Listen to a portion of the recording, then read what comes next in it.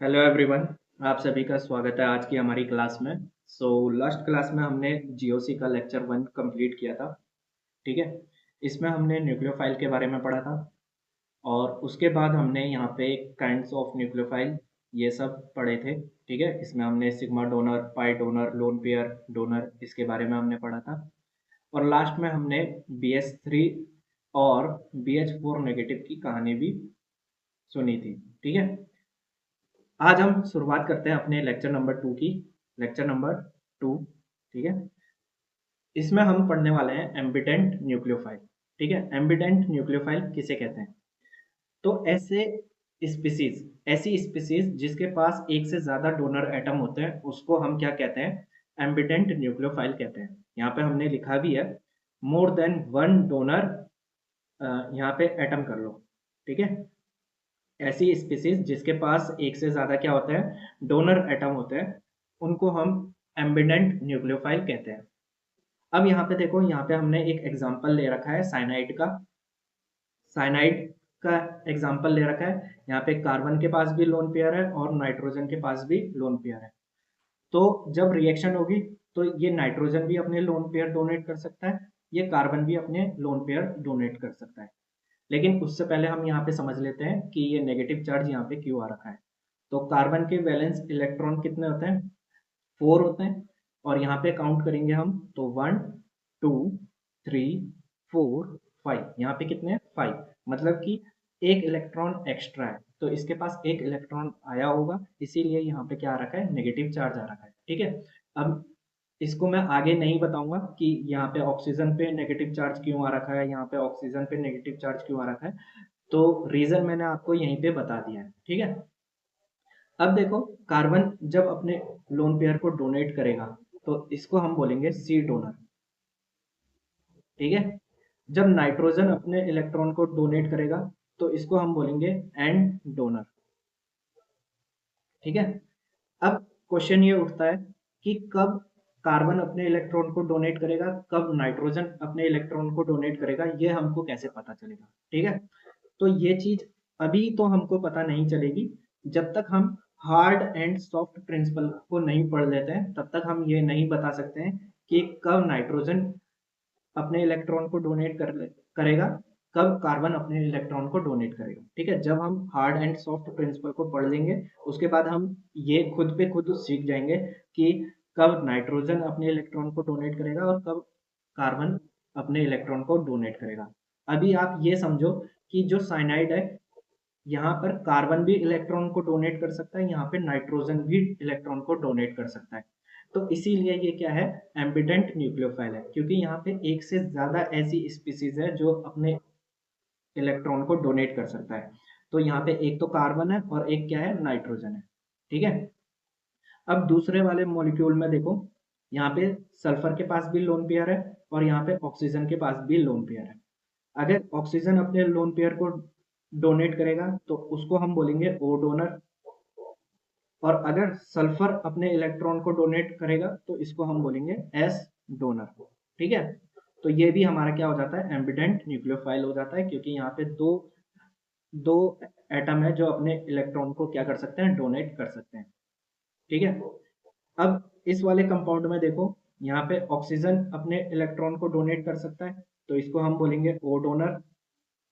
ठीक है। और नाइट्रोजन भी अपने इलेक्ट्रॉन को डोनेट कर सकता है, तो इसको हम बोलेंगे एन डोनर। ठीक है। इसको मैं आपको एक एग्जांपल की हेल्प से समझा देता हूं। तो ये हमारा क्या लिखा हुआ है? ये हमारा क्या लिखा हुआ है? NO2। ठीक है। ये हमारा क्या है? NO2 मॉलिक्यूल है। जब ये इलेक्ट्रोफाइल के साथ रिएक्ट करेगा, ठीक है, जब ये इलेक्ट्रोफाइल के साथ रिएक्ट करेगा तो ये किस तरीके से इलेक्ट्रोफाइल से जुड़ सकता है? तो दो तरीके से ये इलेक्ट्रोफाइल से जुड़ सकता है। तो सबसे पहला तरीका है कि अगर नाइट्रोजन अपने इलेक्ट्रॉन डोनेट करेगा तो ये नाइट्रोजन के साथ जुड़ेगा। ये जो R ग्रुप है, ठीक है, ये जो R ग्रुप है ये नाइट्रोजन के साथ जुड़ेगा। ठीक है। लेकिन अगर ऑक्सीजन अपने इलेक्ट्रॉन को डोनेट करता है तो ये जो R ग्रुप है ये ऑक्सीजन के साथ जुड़ेगा। ठीक है।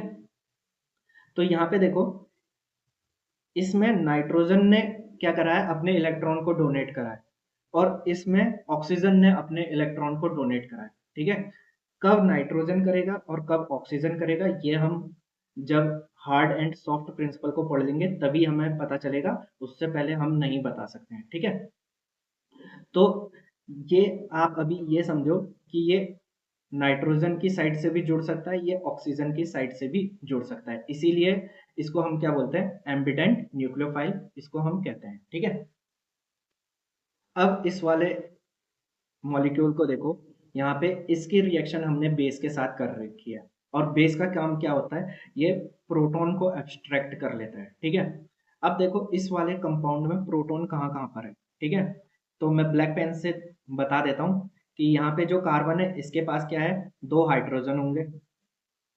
इस वाले कार्बन के पास भी क्या होंगे, 2 हाइड्रोजन होंगे। इस वाले कार्बन के पास 3 हाइड्रोजन होंगे, और इस वाले कार्बन के पास भी 3 हाइड्रोजन होंगे। देखो, इस वाले कार्बन को हम 1 कह देते हैं, इसको हम 2 कह देते हैं। इस वाले कार्बन को हम क्या कहेंगे, 1 डैश कह देते हैं। 1 डैश क्यों कहा, क्योंकि ये वाला जो कार्बन है 1 डैश वाला, और जो 1 वाला कार्बन है ये बिल्कुल सिमिलर है। ऑक्सीजन से देखो, ये भी सेम डिस्टेंस पे है और ये भी सेम डिस्टेंस पे है। इसके पास भी 2 हाइड्रोजन है और इसके पास भी क्या है, 2 हाइड्रोजन है।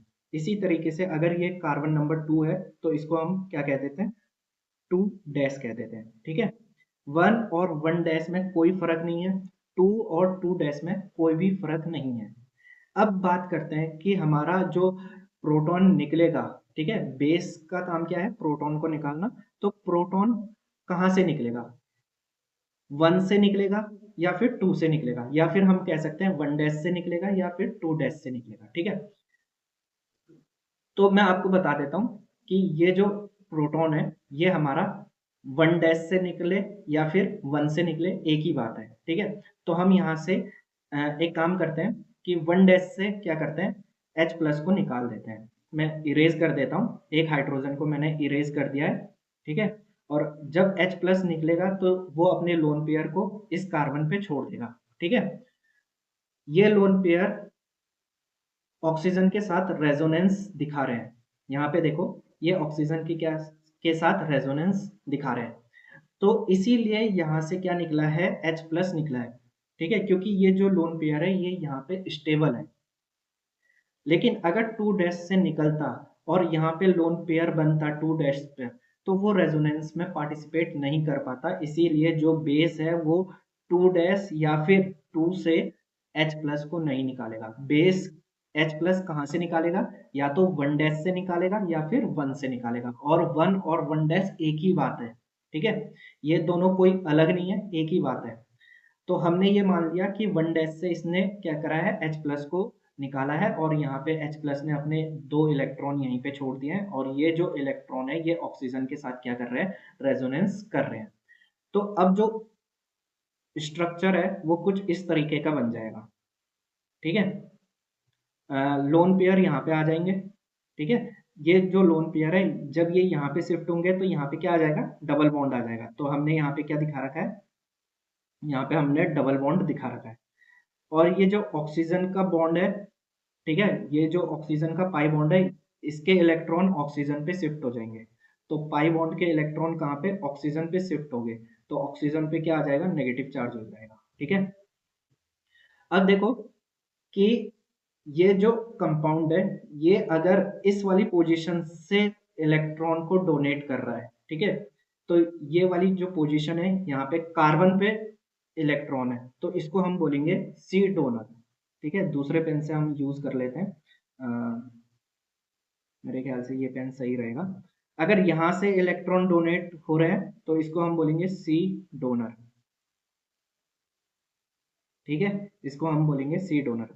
अगर ऑक्सीजन अपने इलेक्ट्रॉन को डोनेट करेगा तो इसको हम बोलेंगे ऑक्सीजन डोनर। ठीक है, तो ये जो मॉलिक्यूल हमने बनाया है ये भी क्या है, एम्बिडेंट न्यूक्लियोफाइल है। ये कार्बन डोनर भी हो सकता है, ये हमारा ऑक्सीजन डोनर भी हो सकता है। ठीक है, अब बात करते हैं अगले एग्जाम्पल की। तो यहाँ पे ये जो हमने एग्जांपल ले रखा है हाइड्रोजन का, तो यहाँ पे देखो, यहाँ पे ऑक्सीजन, सॉरी, यहाँ पे नाइट्रोजन के पास भी क्या है, लोन पेयर है, और यहाँ पे नाइट्रोजन के पास लोन पेयर है। अब मेरे को ये बताओ कि कौन सा नाइट्रोजन लोन पेयर डोनेट कर सकता है, 1 और 2।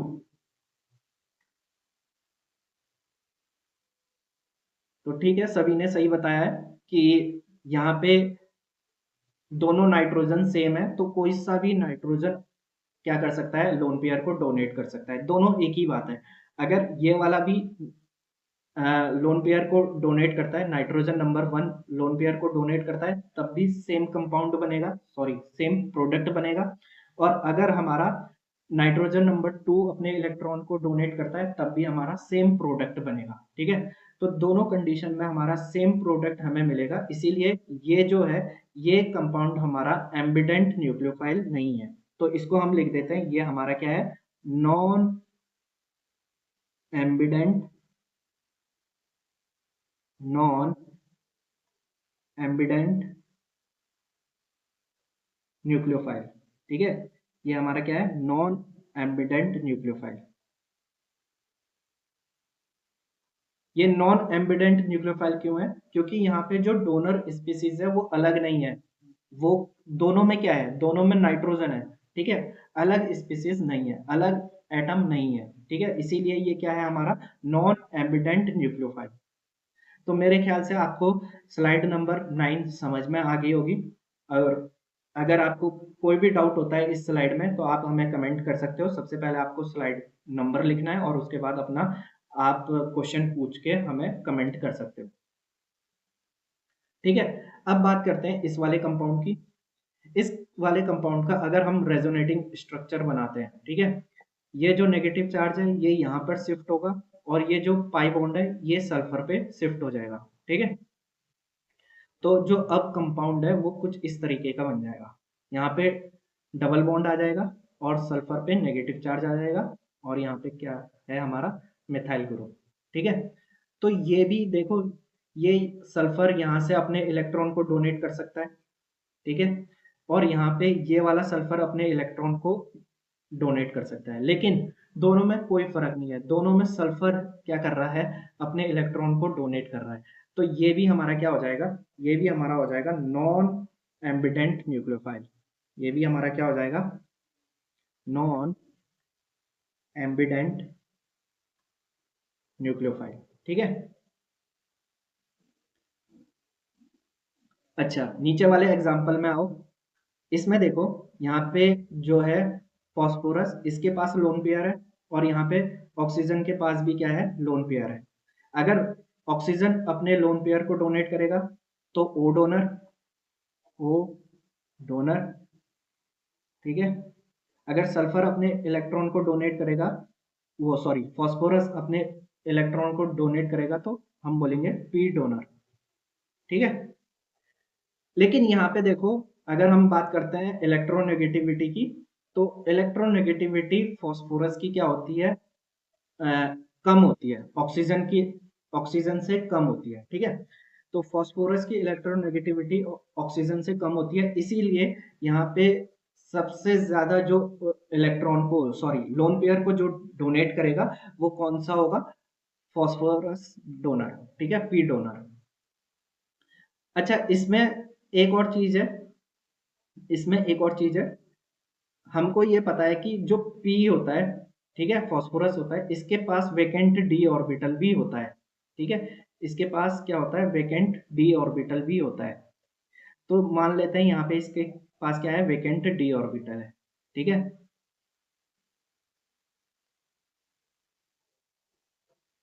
तो ये हमारा मॉलिक्यूल है। तो ये जो ऑक्सीजन है, जब ये इसके वेकेंट डी ऑर्बिटल में क्या करता है, इलेक्ट्रॉन का ट्रांसफर करता है, तो ये मॉलिक्यूल कैसे बन जाएगा अब, यहाँ पे फॉस्फोरस, यहाँ पे डबल बॉन्ड आ जाएगा ऑक्सीजन के साथ एमी, और यहाँ पे ऑक्सीजन पे क्या आ जाएगा, प्लस चार्ज आ जाएगा। ठीक है, ओ एम ई, और यहाँ पे भी ओ एम ई, और फॉस्फोरस पे क्या रहेंगे, लोन पेयर रहेंगे। तो यहाँ पे देखो, ऑक्सीजन पे क्या आ गया है, प्लस चार्ज आ गया है, तो ये इलेक्ट्रॉन डिफिशिएंट स्पीसीज है। तो ये इलेक्ट्रॉन को क्या डोनेट नहीं करेगा, ठीक है। लेकिन फास्फोरस देखो, इसके वैलेंस इलेक्ट्रॉन कंप्लीट है, ठीक है। फास्फोरस के आउटर मोस्ट सेल में कितने इलेक्ट्रॉन होते हैं? 6 इलेक्ट्रॉन होते हैं, और यहाँ पे हम काउंट करेंगे तो 1 2 3 4 5 6, ठीक है। तो इसके अपने इलेक्ट्रॉन कंप्लीट है, तो ये हमारा क्या कर सकता है, लोन पेयर को डोनेट कर सकता है। और जब ये फास्फोरस लोन पेयर को डोनेट करेगा तो इसको हम बोलेंगे पी डोनर। क्या बोलेंगे? पी डोनर, ठीक है। तो मेरे ख्याल से स्लाइड नंबर 10 भी आपको समझ में आ गया होगा। अब हम आगे बढ़ते हैं नेक्स्ट स्लाइड पर। तो अभी तक हमने न्यूक्लियोफाइल के बारे में देखा था, अब हम इलेक्ट्रोफाइल के बारे में पढ़ेंगे, ठीक है। तो इलेक्ट्रोफाइल क्या होते हैं, ठीक है। तो यहाँ पे देखो, एनी स्पीसीज, कोई भी ऐसी species which can accept a pair of electron is said to be electrophile. जो ऐसी स्पीसीज जो पेयर ऑफ इलेक्ट्रॉन को एक्सेप्ट करती है उसको हम इलेक्ट्रोफाइल कहते हैं, ठीक है। इसमें क्या है, इलेक्ट्रॉन, पेयर ऑफ इलेक्ट्रॉन क्या हो रहे हैं, एक्सेप्ट हो रहे हैं। और न्यूक्लियोफाइल में क्या हो रहे थे, पेयर ऑफ इलेक्ट्रॉन डोनेट हो रहे थे, ठीक है। दोनों अपनी अपनी जगह इंपॉर्टेंट है। दान देने वाला भी इंपॉर्टेंट है और दान लेने वाला भी क्या है, इंपॉर्टेंट है। अगर दान लेने वाला नहीं होगा तो दान किसे दिया जाएगा, ठीक है। इसीलिए न्यूक्लियोफाइल भी इंपॉर्टेंट है और इलेक्ट्रोफाइल भी इंपॉर्टेंट है। इसमें दोनों बराबर इक्वल है, ठीक है, दोनों बराबर इक्वल इंपॉर्टेंट है, ठीक है। कोई भी ऐसा नहीं है कि न्यूक्लियोफाइल ज्यादा इंपॉर्टेंट है ना, ज्यादा सुपीरियर है, या फिर इलेक्ट्रोफाइल ज्यादा सुपीरियर है, ऐसा कुछ नहीं है। दोनों इक्वली क्या है, हम अपनी अपनी जगह पे दोनों सही है, ठीक है। अब यहाँ पे देखो, नेक्स्ट पॉइंट क्या है, electrophile species must be have empty orbital, ठीक है। इलेक्ट्रोफाइल के पास क्या होना चाहिए, एम्प्टी ऑर्बिटल होना चाहिए। एम्प्टी ऑर्बिटल क्यों होना चाहिए? क्योंकि ये इलेक्ट्रॉन को क्या करेगा, एक्सेप्ट करेगा, और एक्सेप्ट करने के लिए खाली जगह तो होनी चाहिए। तो वो खाली जगह क्या है, हमारी एम्प्टी ऑर्बिटल है, ठीक है। खाली जगह कौन सी है, एम्प्टी ऑर्बिटल, जहां पे क्या आएंगे, पेयर ऑफ इलेक्ट्रॉन आएंगे, ठीक है। अब यहाँ पे देखो, हमने एक एग्जांपल ले रखा है H प्लस का, ठीक है। अगर हम H की बात करते हैं, हाइड्रोजन की बात करते हैं, हाइड्रोजन एटम की बात करते हैं, तो इसका जो इलेक्ट्रॉनिक कॉन्फ़िगरेशन है वो है 1s1, ठीक है। H प्लस का जो इलेक्ट्रॉनिक कॉन्फ़िगरेशन है वो क्या है, H प्लस का मतलब है कि एक इलेक्ट्रॉन यहाँ से रिमूव हो गया है, तो इसका इलेक्ट्रॉनिक कॉन्फ़िगरेशन हो जाएगा 1s0, ठीक है। यहाँ पे जो 1s1 है, तो वन, ये जो वन है, इस ये जो इलेक्ट्रॉन है, एक इलेक्ट्रॉन ये निकल गया है, तो यहाँ पे क्या आ जाएगा, 0, ठीक है। तो जो s ऑर्बिटल है, ये हमारा हाइड्रोजन का क्या है, s ऑर्बिटल है। तो s ऑर्बिटल में कोई भी इलेक्ट्रॉन नहीं है, तो ये जो अब ऑर्बिटल बना है इसको हम बोलते हैं एम्प्टी ऑर्बिटल, ठीक है। एम्प्टी एटॉमिक ऑर्बिटल, यहाँ पे हम एटम की बात कर रहे हैं, ठीक है। तो इसीलिए यहाँ पे क्या है, एटॉमिक ऑर्बिटल। जब हम मॉलिक्यूल की बात करेंगे तो वहां पे क्या आएगा, मॉलिक्यूलर ऑर्बिटल। तो मेरे ख्याल से यहाँ पे आपको इलेक्ट्रोफाइल किसे कहते हैं, ये जो डेफिनेशन है ये समझ में आ गई होगी। अब हम चलते हैं नेक्स्ट स्लाइड पे। अब यहाँ पे देखो, BH3, ठीक है, BH3, इसका हमने इलेक्ट्रॉनिक कॉन्फ़िगरेशन लिख रखा है 1s2 2s2 2p1, ठीक है। ये हमारा कोर इलेक्ट्रॉन है, ये हमारा क्या है, कोर इलेक्ट्रॉन, मतलब कि ये अंदर की साइड है, तो ये पार्टिसिपेट नहीं करेगा, ठीक है। जब भी कोई केमिकल रिएक्शन होती है तो जो अंदर के इलेक्ट्रॉन होते हैं वो पार्टिसिपेट नहीं करते हैं, तो इसीलिए हम इसको क्या कहते हैं, कोर इलेक्ट्रॉन कहते हैं। और जो आउटर मोस्ट सेल में इलेक्ट्रॉन होते हैं इनको हम क्या बोलते हैं, वैलेंस इलेक्ट्रॉन कहते हैं, वैलेंस इलेक्ट्रॉन, ठीक है। तो देखो 2s2, तो यहाँ पे देखो ये हमारा 2s है और इसमें 2 इलेक्ट्रॉन है, ठीक है। 2p1, ये हमारा 2p है और इसमें एक इलेक्ट्रॉन है। 2s का जो 2 इलेक्ट्रॉन है उसमें से एक इलेक्ट्रॉन यहाँ पर जंप करेगा, कहाँ पे जंप करेगा, 2p के इस वाले ऑर्बिटल में जंप करेगा। तो यहाँ पे देखो क्या हुआ है कि ये s है और ये 2p है, ठीक है। और ये वाला जो इलेक्ट्रॉन था अब ये यहाँ पर आ चुका है, ठीक है।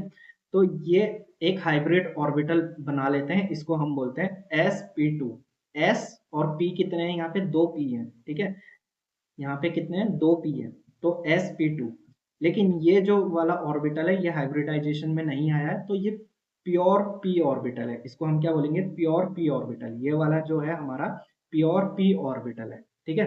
अगर हम BH3 का स्ट्रक्चर देखते हैं तो यहाँ पे देखो, ये हमारा क्या होता है, प्लेनर होता है, ठीक है, प्लेनर। sp2 क्या होता है, हमारा प्लेनर स्ट्रक्चर होता है।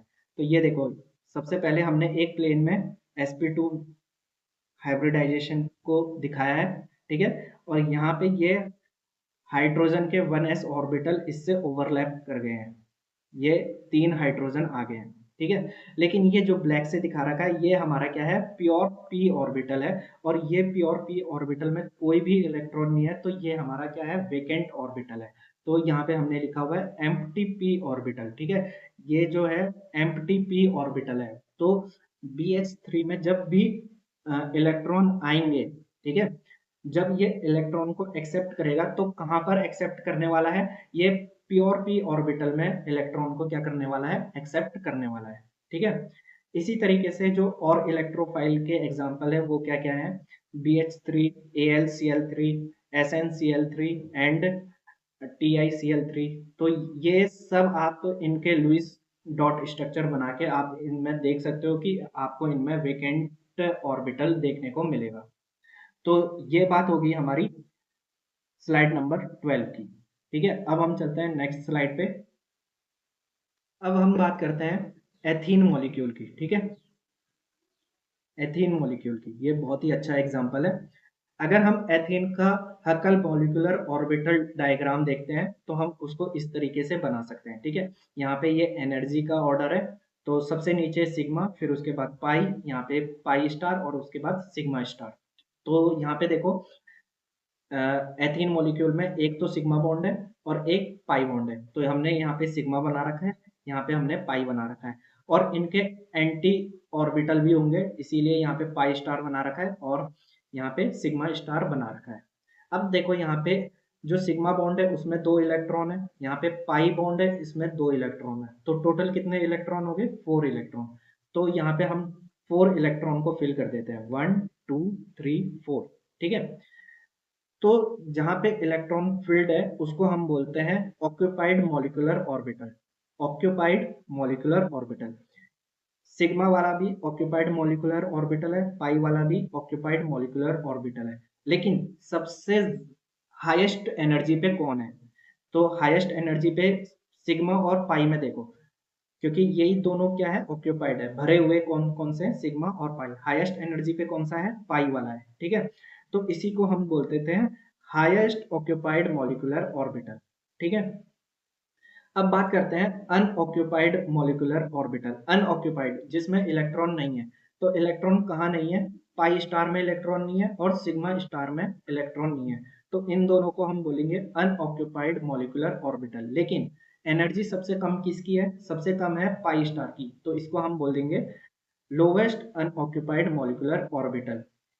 तो जो पाई है ये हमारा highest molecular, highest occupied molecular orbital, HOMO, ठीक है। और जो पाई स्टार है वो है हमारा lowest unoccupied molecular orbital, LUMO, ठीक है, होमो ल्यूमो, ठीक है।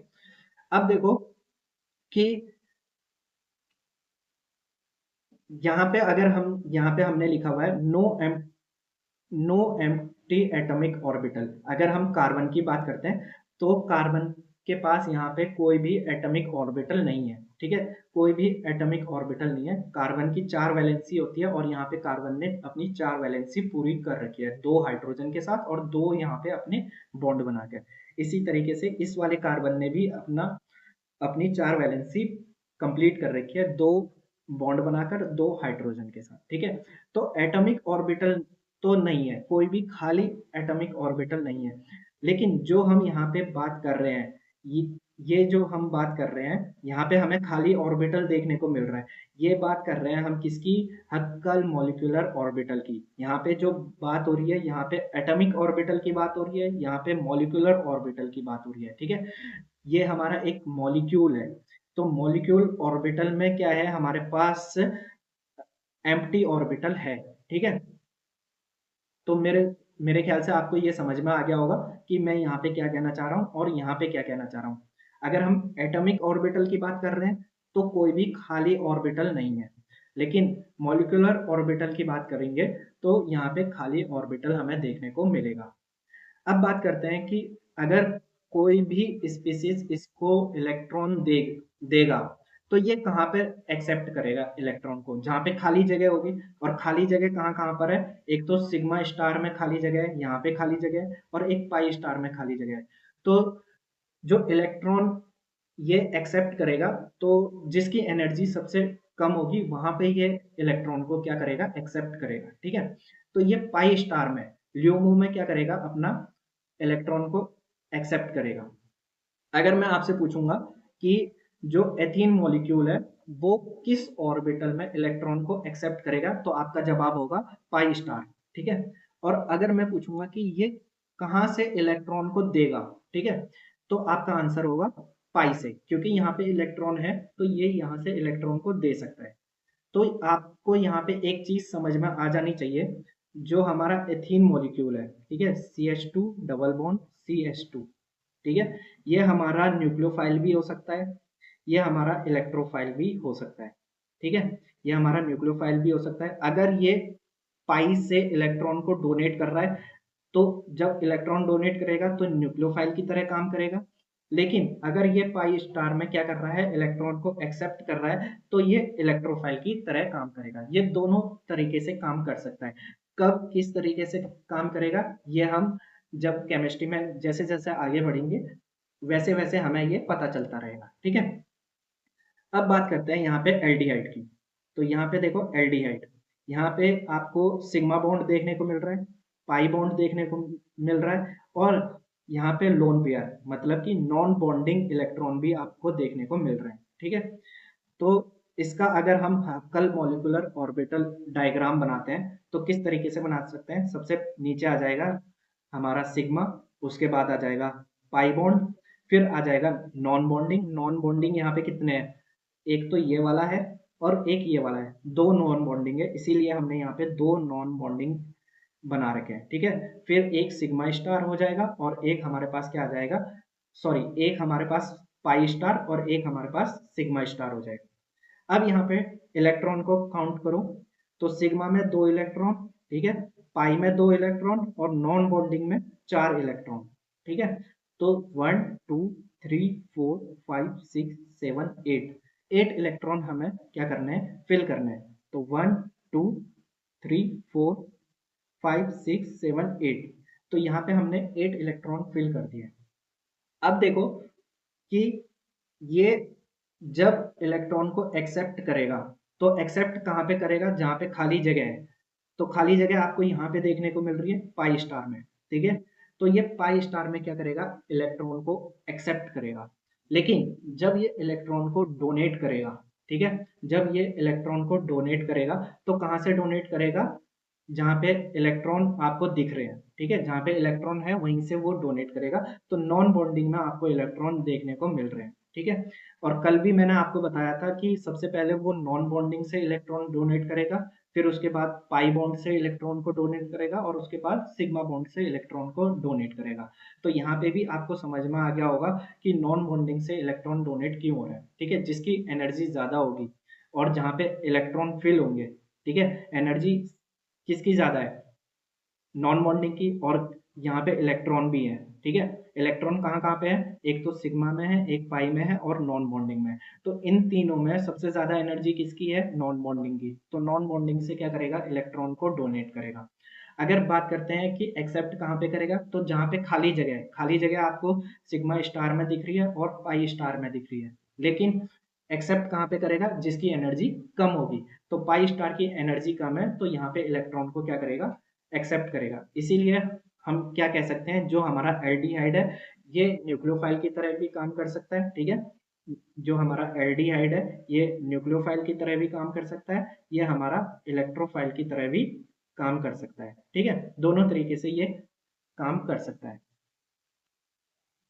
अब मैं एक दो केस लेता हूँ जिससे आपको और ज़्यादा क्या हो जाएगा, क्लियर हो जाएगा। तो सबसे पहले हम लिखते हैं केस फर्स्ट। ठीक है, ये हमारा पहला केस है। यहाँ पे हमने एल्डिहाइड बना लेते हैं सबसे पहले। ठीक है, क्योंकि हमने पीछे अभी एल्डिहाइड का हक्कल मॉलिक्यूलर ऑर्बिटल देखा है। तो एल्डिहाइड की अगर हम रिएक्शन कराते हैं H प्लस से, ठीक है, तो आपको पता है कि H प्लस के पास तो कोई इलेक्ट्रॉन होता ही नहीं है। ठीक है, तो जब इसके पास इलेक्ट्रॉन है ही नहीं तो ये इलेक्ट्रॉन तो दे नहीं सकता। इतना तो आपको पता चल गया होगा, जिसके पास इलेक्ट्रॉन ही नहीं है तो वो इलेक्ट्रॉन देगा कैसे। ठीक है, तो इलेक्ट्रॉन नहीं दे सकता, लेकिन इलेक्ट्रॉन एक्सेप्ट तो कर सकता है। और जो इलेक्ट्रॉन को एक्सेप्ट करता है उसको हम क्या बोलते हैं, इलेक्ट्रोफाइल। तो ये हमारा क्या है, इलेक्ट्रोफाइल। अगर ये इलेक्ट्रोफाइल है तो यहाँ से हमें ये पता चल जाता है कि ये क्या है, न्यूक्लियोफाइल। ठीक है, अगर ये न्यूक्लियोफाइल है तो ये क्या करेगा, इलेक्ट्रॉन को डोनेट करेगा, इलेक्ट्रॉन को डोनेट करेगा। तो अब मेरे को ये बताओ कि एल्डिहाइड इलेक्ट्रॉन डोनेट कहाँ से करेगा। एक तो इसके पास सिग्मा बॉन्ड है, एक इसके पास पाई बॉन्ड है, और इसके पास नॉन बॉन्डिंग इलेक्ट्रॉन भी है। तो मैंने आपको बता रखा है कि ये नॉन बॉन्डिंग से क्या करेगा, इलेक्ट्रॉन को डोनेट करेगा। ठीक है, तो मैंने आपको पीछे बताया था ना कि नॉन बॉन्डिंग से क्या करेगा, इलेक्ट्रॉन को डोनेट करेगा। तो मेरे ख्याल से फर्स्ट केस आपको समझ में आ गया होगा। और जब ये इलेक्ट्रॉन को डोनेट करेगा तो ऑक्सीजन और हाइड्रोजन के बीच में इलेक्ट्रॉन वो सॉरी बॉन्ड फॉर्मेशन हो जाएगा। ठीक है, और ऑक्सीजन पे क्या आ जाएगा, प्लस चार्ज आ जाएगा। ठीक है,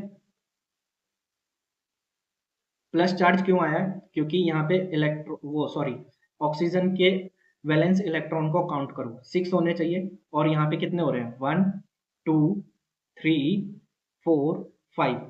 मतलब कि एक की कमी है, एक इलेक्ट्रॉन की कमी है। तो यहाँ पे एक इलेक्ट्रॉन कहीं चले गया होगा, तो इसीलिए यहाँ पे क्या आ गया है, प्लस चार्ज आ गया है। ठीक है, तो मेरे ख्याल से केस 1 आपको समझ में आ गया होगा। अब हम पढ़ते हैं केस 2 के बारे में। केस 2, ठीक है, यहाँ पे हम एल्डिहाइड ले लेते हैं। यहाँ पे हमने एल्डिहाइड लिया है। ठीक है, अब इसके रिएक्शन हम करा देते हैं RMgX ग्रिग्नार्ड रिएजेंट से। ठीक है, ये जो R है ये नेगेटिवली चार्ज स्पीसीज होता है। तो ये हमारा क्या करेगा, ये न्यूक्लियोफाइल की तरह काम करेगा। ठीक है, इसके पास इलेक्ट्रॉन है तो ये न्यूक्लियोफाइल की तरह काम करेगा। ठीक है, तो ये अपने इलेक्ट्रॉन डोनेट करेगा। अब ये बताओ कि जब ये इलेक्ट्रॉन को डोनेट कर रहा है एल्डिहाइड को, तो इलेक्ट्रॉन डोनेट कहाँ पे करेगा, इलेक्ट्रॉन डोनेट वहां पे करेगा जहां पे खाली जगह है। तो एल्डिहाइड में खाली जगह कहाँ पे है, पाई स्टार में। तो ये यहाँ पाई स्टार में क्या करेगा, पाई स्टार में क्या करेगा, इलेक्ट्रॉन को डोनेट करेगा। जब ये पाई स्टार में इलेक्ट्रॉन को डोनेट करेगा तो पाई वाला बॉन्ड हमारा क्या हो जाएगा, ब्रेक हो जाएगा। ठीक है, तो देखो प्रोडक्ट क्या बनेगा, यहाँ पे RMgX हमने लगा दिया, MgX। ठीक है, यहाँ पे हाइड्रोजन था, यहाँ पे हाइड्रोजन था। ठीक है, और यहाँ पे ऑक्सीजन। तो यहाँ पे पाई स्टार में इलेक्ट्रॉन डोनेट करने के बाद यहाँ पे एक सिग्मा बॉन्ड का फॉर्मेशन हो जाएगा। ठीक है, पाई स्टार में क्या करा है, इलेक्ट्रॉन को डोनेट करा है, और फॉर्मेशन किसका हुआ है, सिग्मा बॉन्ड का। और जो पाई बॉन्ड है वो ब्रेक हो जाएगा। ठीक है, और ऑक्सीजन पे क्या आ जाएगा, नेगेटिव चार्ज आ जाएगा। अगर मैं एरो को अच्छे तरीके से दिखाता हूँ तो ब्लैक पेन ले लेता हूँ।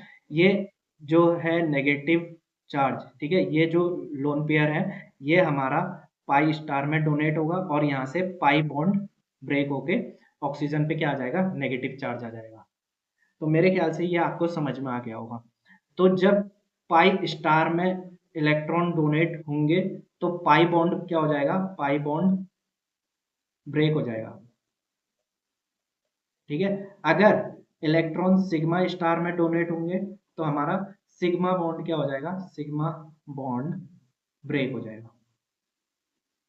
ठीक है, तो ये दो चीजें आपको ध्यान में रखनी है। पाई स्टार में अगर इलेक्ट्रॉन गए तो पाई बॉन्ड ब्रेक हो जाएगा, सिग्मा स्टार में इलेक्ट्रॉन गए तो सिग्मा बॉन्ड ब्रेक हो जाएगा। तो यहाँ पे जो इलेक्ट्रॉन है ये पाई स्टार में जा रहे हैं, और पाई स्टार में जा रहे हैं ये हमें कैसे पता चला, ये हमें चला है हक्कल मॉलिक्यूलर ऑर्बिटल से पता चला है, क्योंकि पाई स्टार में खाली जगह है। ठीक है, खाली जगह में ही इलेक्ट्रॉन आएंगे। ठीक है, तो खाली जगह में इलेक्ट्रॉन गए, पाई स्टार में इलेक्ट्रॉन गए, पाई बॉन्ड क्या हो जाएगा, ब्रेक हो जाएगा। तो मेरे ख्याल से ये आपको समझ में आ गया होगा। एक और एग्जांपल लेते हैं जिसमें हम सिग्मा स्टार में क्या करेंगे, बॉन्ड को, वो सॉरी, लोन पेयर को ट्रांसफर करेंगे। ठीक है, एक और एग्जांपल लेते हैं, केस नंबर 3। केस 3, तो केस 3 में देखो, यहाँ पे हमारे पास एक मॉलिक्यूल है, ठीक है, और ये आयोडीन इसके साथ लगा हुआ है। ये हमारा लिविंग ग्रुप है। ठीक है, एक लिविंग ग्रुप भी होता है जो अपना, मतलब लिविंग ग्रुप का मतलब है कि ये यहाँ से निकल जाएगा। ठीक है, और हम एक न्यूक्लियोफाइल ले लेते हैं, OH नेगेटिव। ठीक है, अब देखो कि ये जो OH नेगेटिव है, ये कहाँ पर अटैक करेगा, क्योंकि ये तो न्यूक्लियोफाइल है, ये हमारा क्या है, न्यूक्लियोफाइल है। ये हमारा इलेक्ट्रोफाइल की तरह काम करेगा। अगर एक न्यूक्लियोफाइल है तो दूसरा क्या होगा, इलेक्ट्रोफाइल होगा। अब यहाँ पे कार्बन और आयोडीन के बीच में एक सिग्मा बॉन्ड है। ठीक है, तो अगर एक सिग्मा बॉन्ड है तो एक सिग्मा स्टार भी होगा। ठीक है, अगर सिग्मा बॉन्ड है तो सिग्मा स्टार भी होगा। तो ये इसके सिग्मा स्टार में क्या करेगा, इलेक्ट्रॉन को, लोन पेयर को डोनेट करेगा, और यहाँ से सिग्मा बॉन्ड ब्रेक हो जाएगा। ठीक है, जब सिग्मा बॉन्ड ब्रेक होगा तो यहाँ पे देखो हमें क्या प्रोडक्ट मिलने वाला है। तो यहाँ पर देखो क्या प्रोडक्ट हमें मिलने वाला है। यहाँ पे हाइड्रोजन, यहाँ पे तो 3 हाइड्रोजन थे ही कार्बन के पास, और ये सिग्मा स्टार में इलेक्ट्रॉन को डोनेट करेगा तो यहाँ पे एक सिग्मा बॉन्ड बन जाएगा, और यहाँ पे OH लग जाएगा। ठीक है, प्लस प्लस, और यहाँ से आयोडीन बाहर निकल जाएगा। तो आयोडीन अपने इलेक्ट्रॉन को लेकर बाहर निकल गया है, इसीलिए आयोडीन पे क्या आ गया है, नेगेटिव चार्ज आ गया है। ठीक है, तो यहाँ से देखो कि आयोडीन बाहर निकल गया है। तो जो यहाँ पे अटैक हुआ है, ये कहाँ पे हुआ है, सिग्मा स्टार में अटैक हुआ है। ठीक है, क्योंकि यहाँ पे पाई बॉन्ड नहीं है तो पाई स्टार भी नहीं होगा। यहाँ पे नॉन बॉन्डिंग इलेक्ट्रॉन भी नहीं है, यहाँ पे सिर्फ और सिर्फ क्या है, सिग्मा बॉन्ड है, इसीलिए यहाँ पे सिग्मा स्टार आपको देखने को मिलेगा। और सिग्मा स्टार में जब लोन पेयर आएंगे तो सिग्मा बॉन्ड हमारा क्या हो जाएगा, ब्रेक हो जाएगा। अब आपके मन में एक क्वेश्चन ये आया होगा कि कार्बन के साथ आयोडीन लगा हुआ है, तो चलो ये तो बाहर निकल गया, क्या हाइड्रोजन मॉलिक्यूल भी बाहर निकल सकते हैं? तो इसका आंसर है, निकल तो सकते हैं, लेकिन क्या है कि जो आयोडीन है इसकी इलेक्ट्रोनेगेटिविटी हाइड्रोजन के कंपैरिजन में ज़्यादा होती है। तो आयोडीन की इलेक्ट्रोनेगेटिविटी ज़्यादा होती है, तो इसीलिए हमारा आयोडीन मॉलिक्यूल, वो सॉरी, आयोडीन एटम ही यहाँ से क्या होता है, बाहर निकलता है। ठीक है, हाइड्रोजन मॉलिक्यूल नहीं निकलते हैं। तो मेरे ख्याल से ये चीज़ें आपको समझ में आ गई होगी। और यहाँ से एक चीज़ आपने देखी होगी कि जो एम्प्टी ऑर्बिटल है वो हमारा क्या है, या तो सिग्मा स्टार है या फिर हमारा क्या है, पाई स्टार है। या तो सिग्मा स्टार है या फिर पाई स्टार है। एम्प्टी ऑर्बिटल की बात कर रहे हैं। ठीक है, एम्प्टी ऑर्बिटल यहाँ पे लिख भी देता हूँ, एम्प्टी ऑर्बिटल। एम्प्टी ऑर्बिटल हमारे क्या क्या हो सकते हैं, सिग्मा स्टार हो सकता है और पाई स्टार हो सकता है। ठीक है, ये तो हमारे क्या हो सकते हैं, एम्प्टी ऑर्बिटल हो सकते हैं। ठीक है, अब यहाँ पे देखो कि जो हमने बात करी थी किसकी, यहाँ पे समझा देता हूँ। हमने एथीन की बात करी थी, इथीन की बात करी थी। यहाँ पे 2 हाइड्रोजन थे, यहाँ पे डबल बॉन्ड था। ठीक है, और यहाँ पे 2 हाइड्रोजन लगे हुए हैं। ये हमारा कौन सा मॉलिक्यूल है, इथीन। ठीक है, तो इथीन आप सभी को पता है कि ये न्यूक्लियोफाइल की तरह भी काम कर सकता है, ये इलेक्ट्रोफाइल की तरीके से भी काम कर सकता है। ठीक है, तो हमें कब पता चलेगा कि ये न्यूक्लियोफाइल की तरह काम करेगा या फिर इलेक्ट्रोफाइल की तरह काम करेगा? तो ये डिपेंड करता है कि कार्बन के साथ ग्रुप कौन सा लगा हुआ है। ठीक है, कार्बन के साथ ग्रुप कौन सा लगा हुआ है। अब यहाँ पे देखो, अगर मैं इस कंपाउंड को कुछ इस तरीके से बनाता हूँ।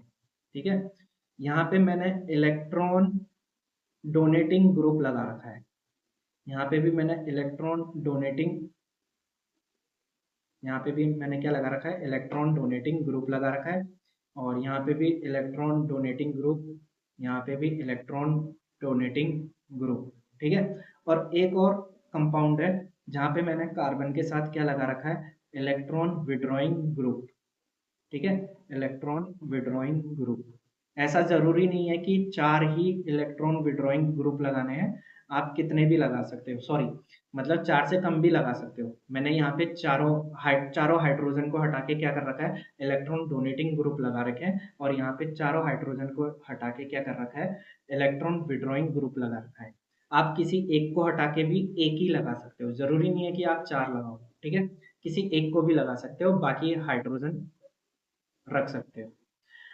लेकिन समझाने के लिए मैं आपको यहाँ पे क्या समझाना चाहता हूँ कि अगर कार्बन के साथ इलेक्ट्रॉन डोनेटिंग ग्रुप लगा है, तो ये इलेक्ट्रॉन को डोनेट करेगा कार्बन की तरफ, कार्बन की तरफ इलेक्ट्रॉन डोनेट हो रहे हैं, तो यहाँ पे इलेक्ट्रॉन ज़्यादा हो जाएंगे। और जब यहाँ पे इलेक्ट्रॉन ज़्यादा हो जाएंगे, क्योंकि यहाँ पे इलेक्ट्रॉन डोनेट हो रहे हैं कार्बन की तरफ, ठीक है, हर दिशा से क्या आ रहा है, इलेक्ट्रॉन आ रहा है, इसीलिए यहाँ पे इलेक्ट्रॉन ज़्यादा हो चुके हैं। अब ये न्यूक्लियोफाइल की तरह काम करेगा।